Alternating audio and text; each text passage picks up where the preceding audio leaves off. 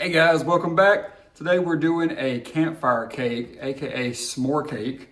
And this is for a property I just sold in Keaton Beach as a campground. So we're gonna make this today. Please like, subscribe, and share with your friends. All right guys, so for our campfire s'more cake, we are going to start off with our dry ingredients. I'm doing a double batch. So the ingredient list I put at the bottom of this will be for one, and I just doubled that to make sure, because in the recipe I found it's smaller, like 6-inch rounds, and I'm gonna do 9-inch rounds because I like a lot of cake. Flour, baking soda, baking powder, and salt. I just bought store-bought graham cracker crumbles. Mix that in. And I've never had graham cracker cake, so this is going to be something new and fun for all of us. And our mixer here, we're going to go ahead and put together 2 cups of butter. We're going to put this on and let it go for about 2-3 minutes until pale in color and fluffy. So now we got the butter pale in color, fluffy. I'm going to put in a mixture of regular sugar and brown sugar, light brown sugar. And you ever hear these bakers talk about, if you don't have brown sugar in there, don't worry about it, just take regular sugar and mix it with molasses. I can tell you right now, if I don't have brown sugar in the pantry, I definitely don't have molasses.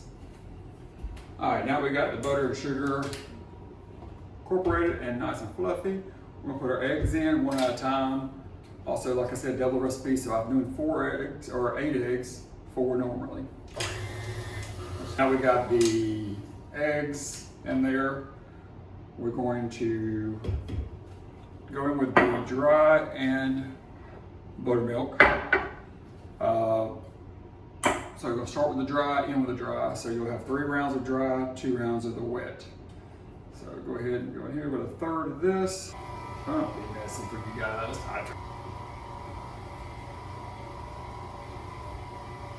All right, this is our last round of the dry.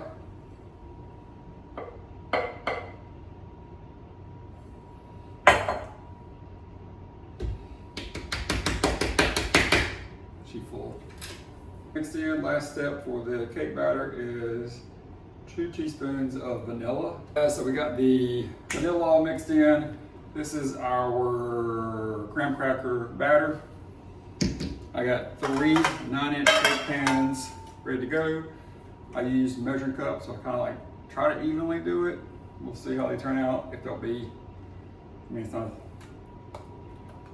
it's science, but it's not. Whoop, see, that's extra. All right, we'll stick these in the oven at 350 for about 40 minutes. Check them on a toothpick, bring them back out, and I'll show you once we're getting them cooled. Okay, so we're back and cakes have gotten out and been cooling.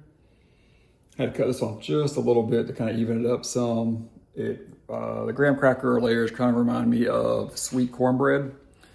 Now we're gonna make the ganache. So we got milk chocolate morsels in our bowl here. And then we're gonna take and on the stove top here, we're going to simmer heavy whipping cream. Once this simmers, then we'll mix it into the chocolate morsels and melt all that up, and then we'll make our chocolate ganache. For my first time. It's up to a nice simmer. I'm gonna stir it up a little bit. You're gonna pour this over your milk chocolates, and it says to cover it with plastic and let it sit for 2 minutes. Don't stir yet, just let this sit for 2 minutes. All right, it's been about 2 minutes, so we take the plastic back off.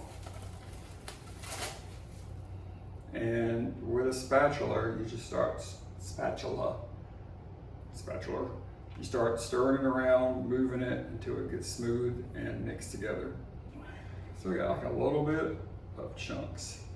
So I'm gonna stick it in the microwave for a second. All right, so I did end up putting it in the microwave a couple times, 20 seconds here, 30 seconds there. Try to get as smooth as possible. I think we're doing pretty good. Now it says put it in the refrigerator and let it thicken, stir it occasionally. Once it's chilled and starts thickening up, we'll put it in here and you whip it till it becomes chocolate ganache. Chocolate ganache, chill in the refrigerator and thicken up. Now we've got it in our mixing bowl with the whisk handle. And we're gonna let this mix for about, it says like 1 to 2 minutes until it turns light in color and becomes fluffy. All right, so now we got the chocolate ganache done. It's changed to be light in color. You can see it.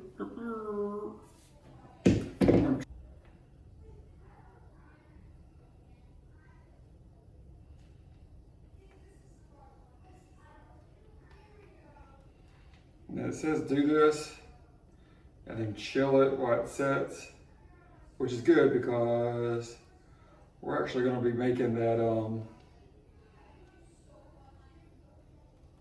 we'll be making the marshmallow fresh. Now build this bad boy together.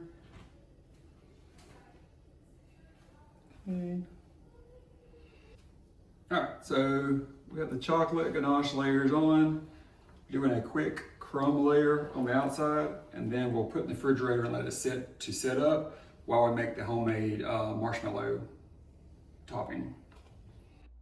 Quick area where my wife wanted me to wink at the camera like some of her influencers. Did not go as planned. Sorry guys, once I got the crumb layer cake in the refrigerator set, I started moving on to this. This on the stove here is water, corn syrup, and sugar, and we're going to mix this up just so it gets incorporated. And then we're going to turn the heat on and add our candy thermometer and let it sit while we get the egg whites ready.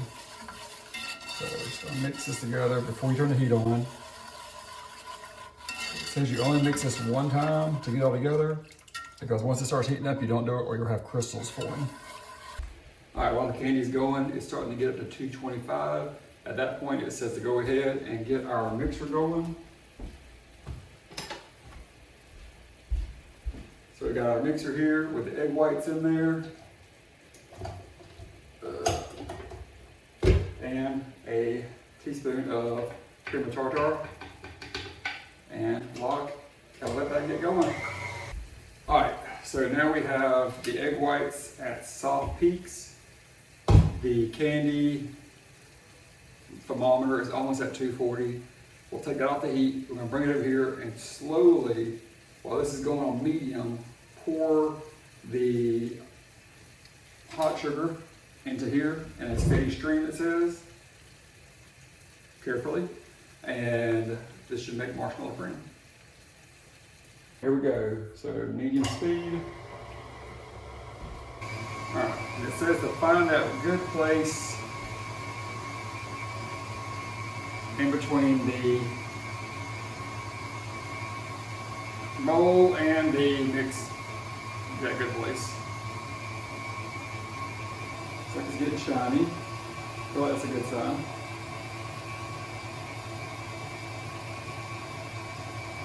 So once we get all this poured in there finally, then we're going to let it mix on high, medium high, for about 8 minutes.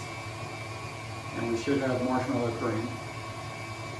Again, this is my mom's original club pot. I use it pretty much for all my baking stuff. Maybe it's because of her look, most of my stuff turns out pretty good. Alright, this is kind of turning the candy while it's there. Alright, so then it says we're going to go higher. It said it will deflate some, but then the peaks will come back. So we're going to let it go for a bit. See y'all soon. All right, so we got this going. I got everything in there and we let it go for 8 minutes. As you can see, it's got a great fluffiness to it. We're gonna add 2 teaspoons of vanilla in, mix it for a little bit, get that moved around, let this cool, then we can ice that cake.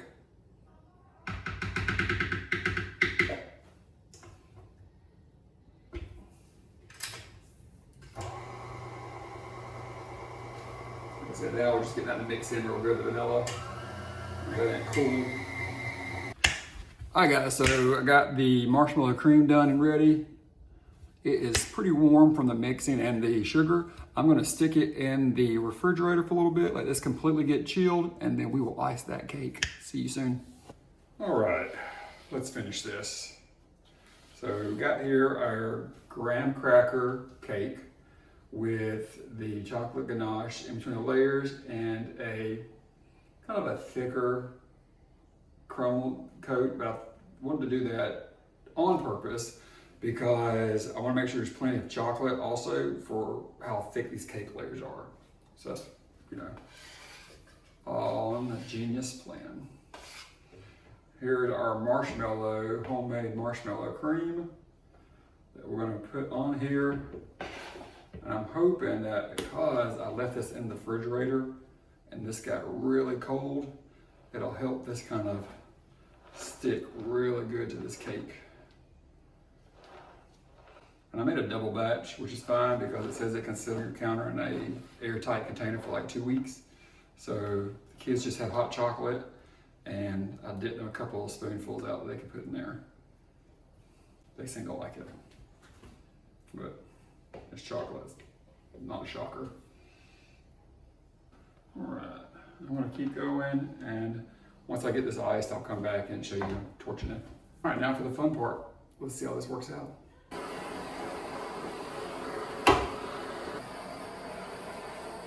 Oh man, it smells just like it being in a campfire and having the marshmallows. I mean, I'm impressed. Had this for 2 years, never used it.